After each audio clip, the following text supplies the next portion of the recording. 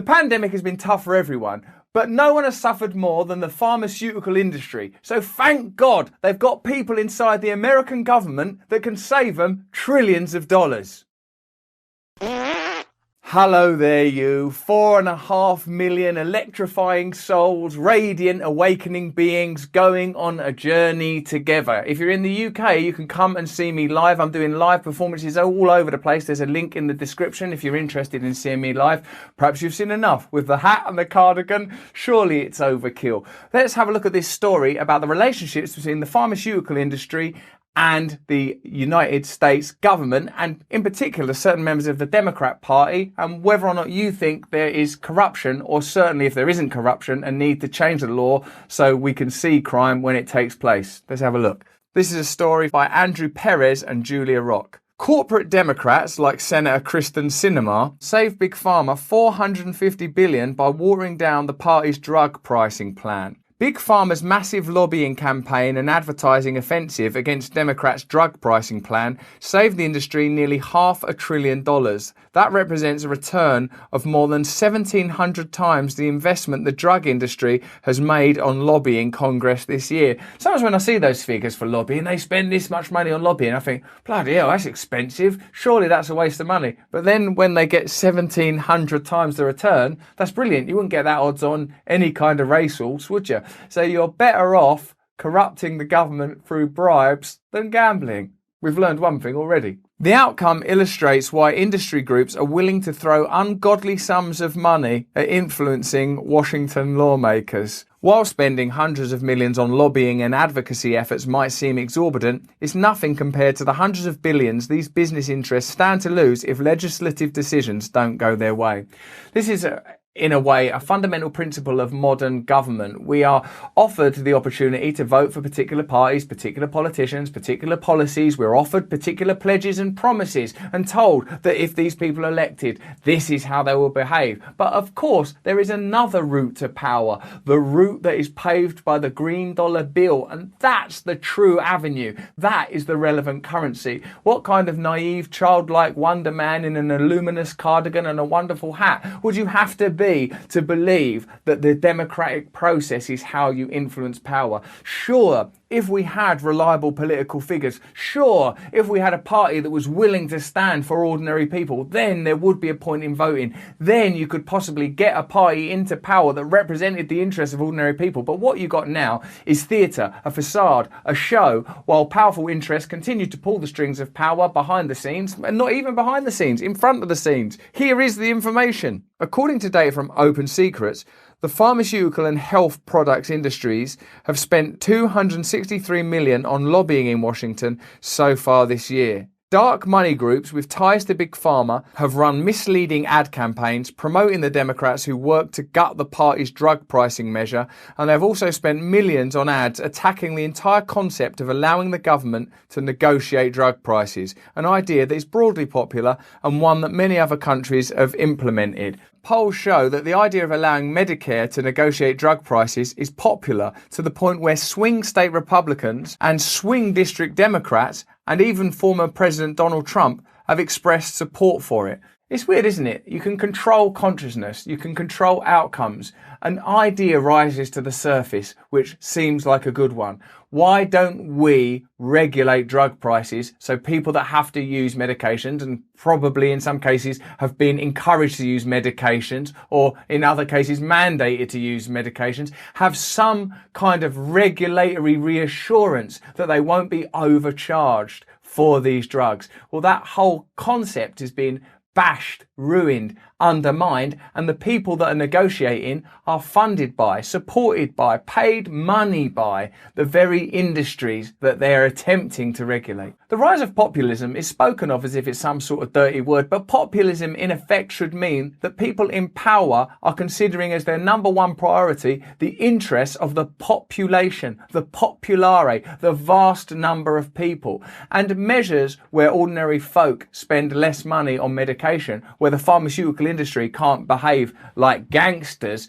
pressuring either financially or through other means the media, the government, to create favourable conditions, seems obvious to me. The lobbying by Big Pharma to boost allied lawmakers and oppose Democrats' drug pricing measures may seem staggering, but in total the effort will end up costing less than 0.1% of the $450 billion the industry will get to keep thanks to corporate Democrat handiwork. Now remember, I've had people say that I'm advocating on behalf of the Republicans or that I'm pro-Trump. I know a lot of you lot love Trump and stuff. Really what I'm interested in doing is pointing out the behaviour of a party that claims to offer a genuine alternative to corporatism, to powerful revolving door relationships between the state and big business. And this story shows you plain as day that the Democrats are in bed with Big Pharma. And this is stuff that can be demonstrated and proven. And unless you believe that we have access to 100% of information, you've got to assume there's other stuff that we don't know about. Voters may not even begin to see any savings from the drug pricing provisions until after the 2022 midterm elections, and some other changes wouldn't take effect until after the 2024 presidential election. With the world moving as quickly and as radically as it is at the moment, those don't seem like reassuring measures. You don't know what kind of civilization you'll be looking at in a couple of years, the way that the world's changing quickly. Why do these measures take so long to implement when you can overnight implement lockdowns when necessary? Mandate other medical procedures that are favourable to the pharmaceutical industry. One might imagine, although I don't have an opinion on it, that given the amount of money that is spent by these companies both on media advertising and lobbying the government, it's very difficult to get legislation through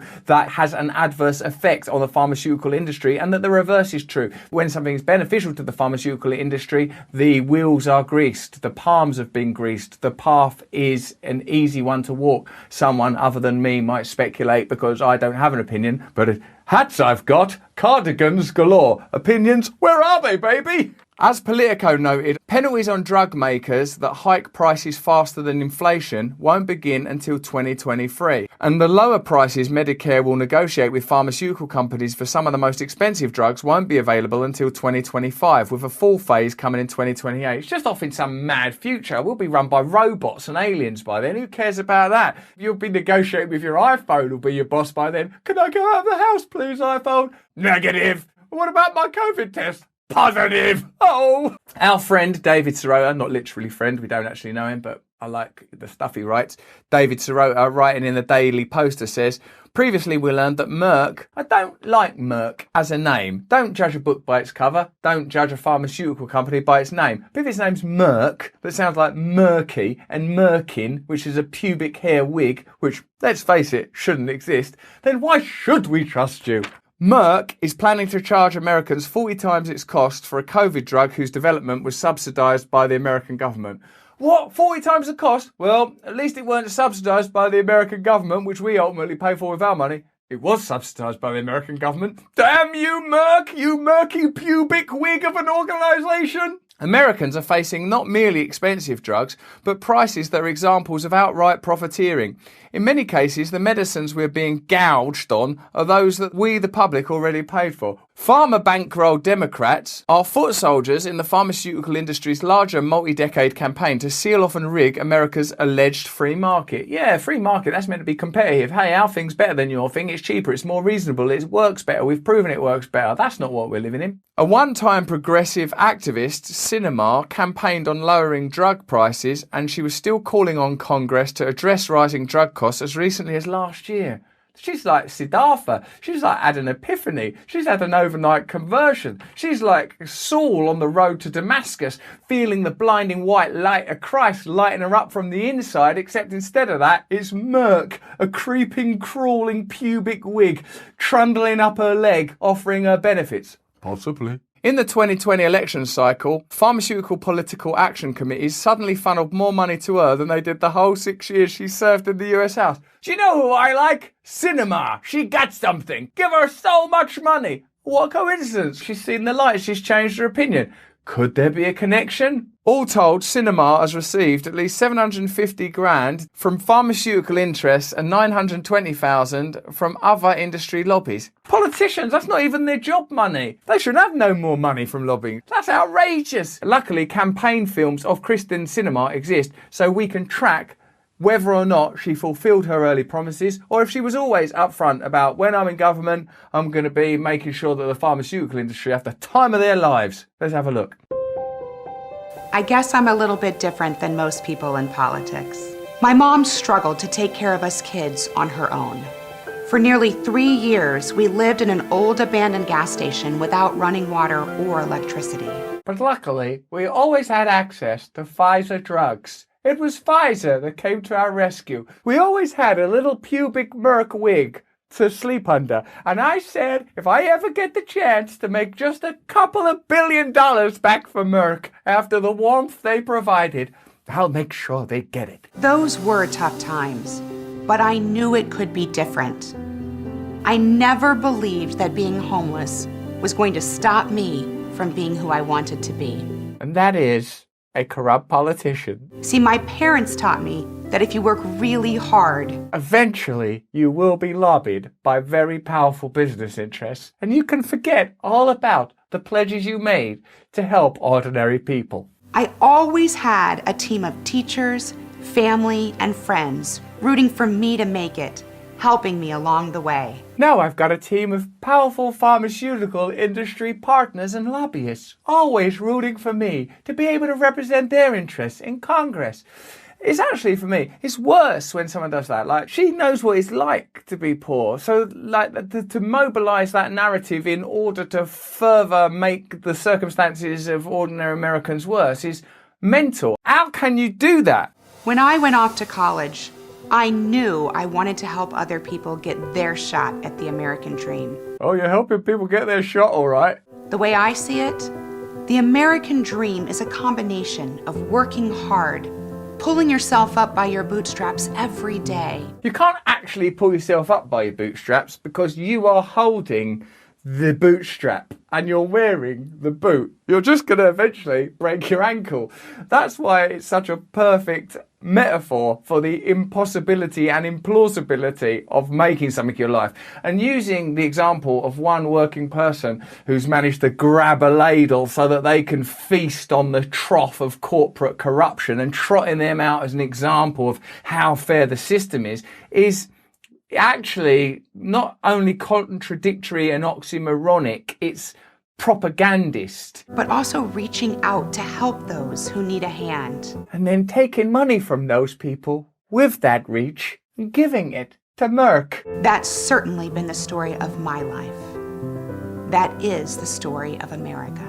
I'm surprised whoever's playing that piano can keep up the gusto. I'm not playing this anymore, you're lying. I owe a large debt to my country. Well, you'll be able to pay it back now. You've got that Merck money. I got my shot, and now it's my duty to help others get their shot. Well, it's going to be mandated probably, so... I have the chance to change things and help Arizonans every day. Whether it's a veteran who can't get his benefits. She shouldn't be taking money out of their pockets, every single one of them. She may as well slap that veteran with his war hat. A widow who needs Social Security. Look at that drugs on that table. Have you paid for all those drugs? I hope so. I'm going to have to take a little bit more money if you want to keep them. A businessman who's struggling with red tape.